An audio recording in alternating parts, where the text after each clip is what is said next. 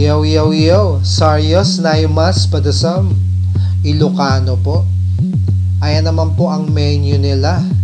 Ang mga hinahain nila dito more on Ilocano foods. Maging ang kape dito ang sarap.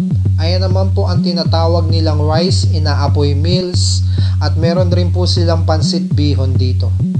Ayan, ganyan po kalawak ang kanilang parking area. Kaya ganyan ang itsura bago-bago pa lang po. Ngunit malinis at makakalikasan. Ang dami mga puno't halaman dito. Ang mga sasakyan natin dito ay safe po for parking. Ayan naman po ang logo nila, Saryos Naimas Padasam Family Restaurant. Ayan naman po ang kanilang dining area. Malinis, presko, mababait ang mga crew nila.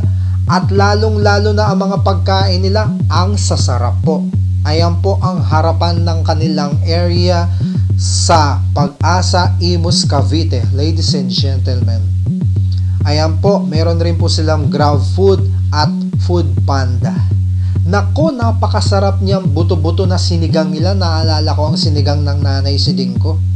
Meron rin po silang Facebook page para sa mga katanungan. Manganta, mga kababayan.